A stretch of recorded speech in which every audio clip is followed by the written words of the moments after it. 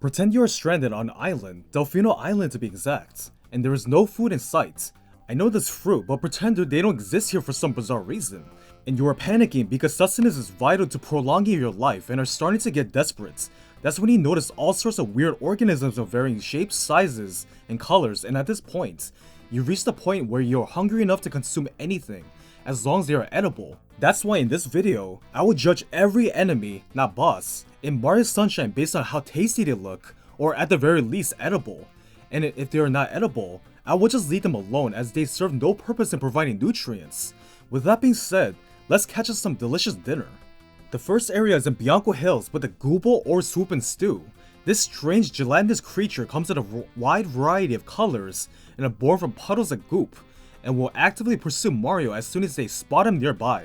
These remind me of those little jellies in plastic cups that you inhale one after another. Goobles tend to be easy to defeat, but are annoying to deal with when they're constantly swarming you relentlessly. If it weren't for the fact that their insides are made of gross goopy substances, I would consider them to appear tasty, somewhat, and resemble a fruity flavor of some kind. I guess when your life is on the line and need to eat something, beggars can't be choosers. Pick your favorite color gooble and grab a spoon and dig in. I consider goobles to look semi-tasty. Next is the iconic strolling stew. This beautiful specimen is what all Bowser's minions strive to become. Try as they might, they will never be able to fully replicate the awesome nature of the one and only strolling stew. But the question remains, does he appear tasty enough to consume?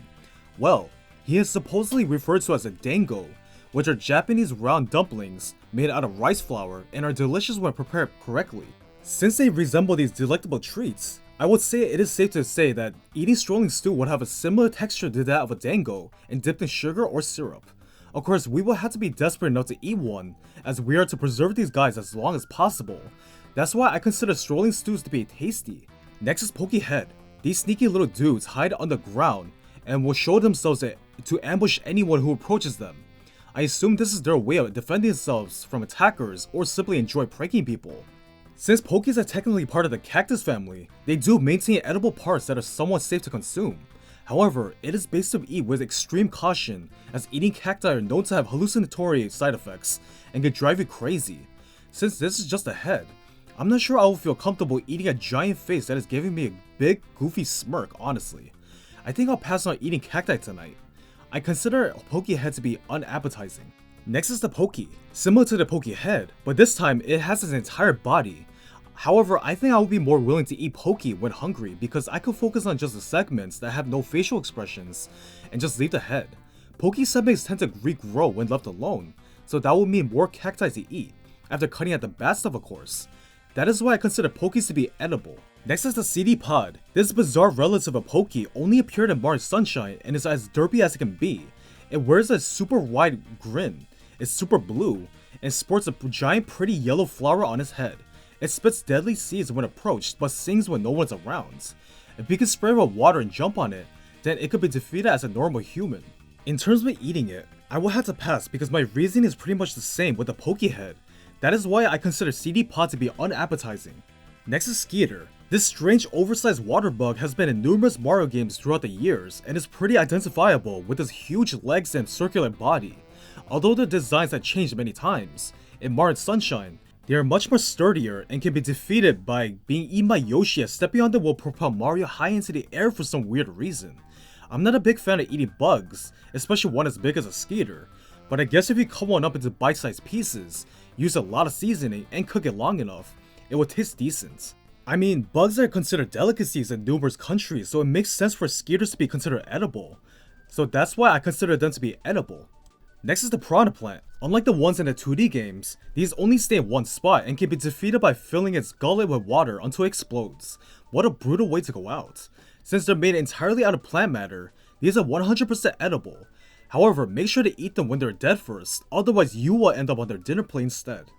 Unless you're into that kind of thing, then by all means, we're not judging here. I imagine it would be best to remove all the sharp teeth first before digging into the plant like flesh. I consider piranha plants to be edible. Next are piranha buns. These are giant piranha plant heads that roll along the ground, trampling anyone who dares step into its goopy path. It is often covered in icky goop and leaves a slimy trail and can be defeated by simply jumping on it. But it will make a huge mess from the explosion. However, since they are still technically made out of plant matter, they are still edible, but it would probably taste pretty gross since it's covered in disgusting goop. But given the size of the head, this thing could probably feed an entire village for weeks, provided it is preserved properly and doesn't spoil. I consider piranha buns to be edible.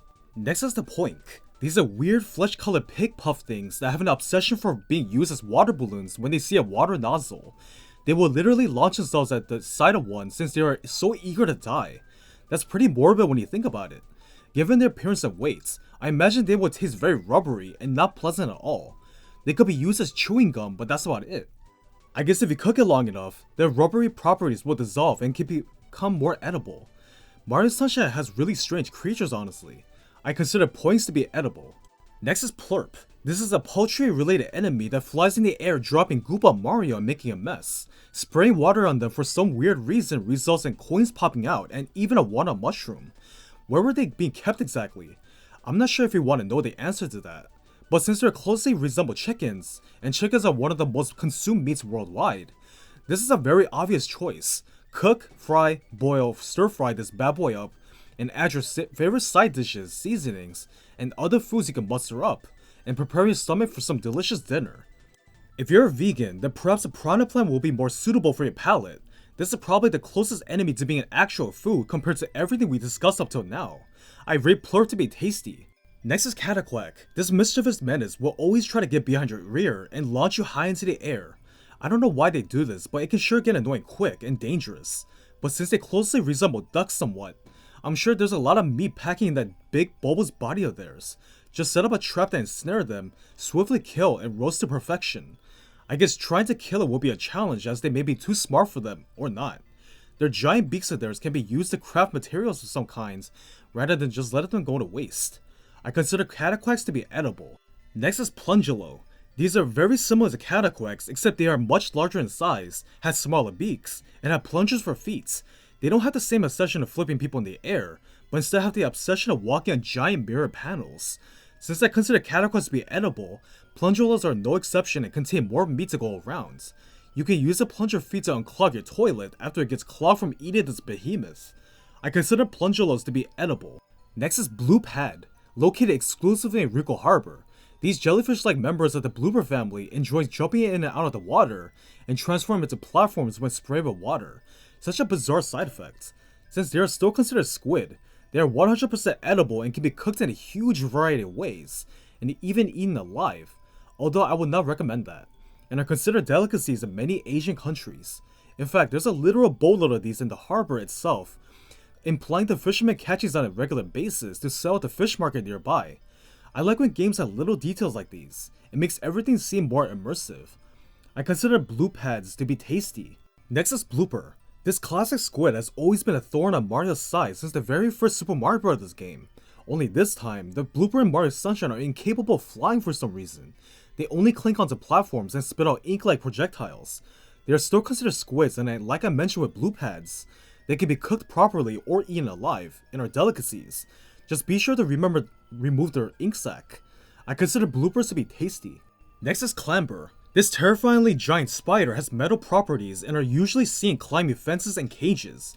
Since they sport hardened skin similar to that of metal, I imagine trying to eat one of these will be a bad idea.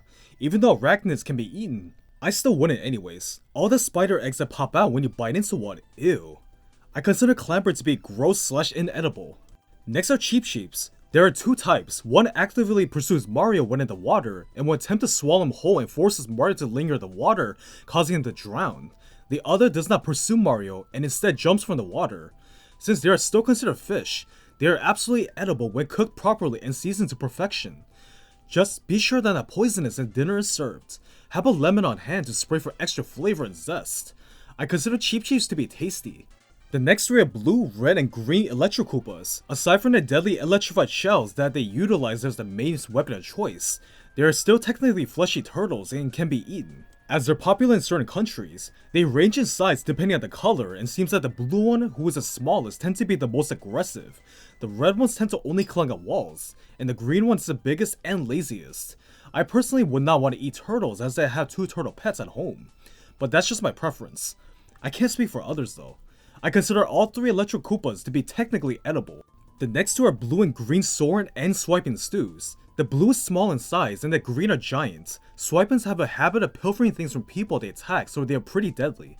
However, they are still part of the strolling stew family, so they are probably made out of dangle-like ingredients and have a very chewy texture.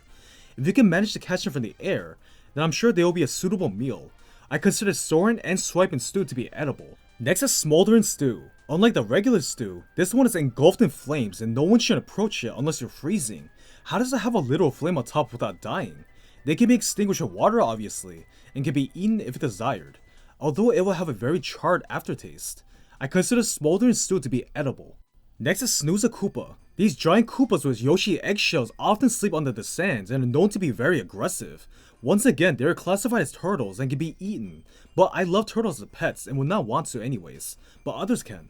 That's why I consider snooze a Koopas to be technically edible. Next is Glorpedo. These are weird bouncy blobs of goop that serve as ammunition from Monty Mole's cannon. They look like they would taste super gross and jiggly since they're rolling balls of goop, but at the same time, they look like they would taste like fruit gushers and kinda appetizing in the strangest way. Either way, I guess Glorpedos are still technically edible. Next is the bee. These guys are responsible for contributing to the well-being of the earth for multiple generations and are responsible for creating delicious honey for us. Bees in Mario Sunshine, however, are deadly and super aggressive and will sting Mario with no hesitation. Since bees are added to numerous dishes in certain countries, I think the same can be said in Mario Sunshine. Although they are commonly eaten in their larva stage, rather than the fully mature stage, if you decide to eat them, make sure to cook them long enough and add lots of seasonings. I consider bees to be edible. Next is the lava Cheep Cheep. These are basically Cheep Cheeps but have the strange ability to live in literal lava. Crazy how they're able to evolve and withstand the intense heat of lava to begin with. If we spray them with water, they will be stunned. Since they're capable of living in lava, I don't think eating them will be a good idea anyways. I guess you could chill in ice without killing it, but it will have a very burnt taste to it. That's why I consider lava Cheep Cheeps to be edible. The following enemies are considered inedible: Babam, Bullbill, Gold Bullbill, Chain Chomplet, Chain Chomp, Cyclo, Wire Trap, Boo, Boo Block, and Sleepy Boo. They're inedible because they're either spirits, made entirely out of metal or iron, and are unfit for human consumption. I know Yoshis are able to eat them, but they're not humans, technically, so it doesn't really apply to us. I'm not sure you will want to eat any of these anyway, so you're not really missing out on much. Well, that just about does it for this video. Hope you feel satisfied by hearing which enemy is the tastiest in Mario Sunshine and which aren't. With all that being said, thank you for watching. Which enemy do you find the most appetizing? And please like and subscribe for more videos like these if you want to.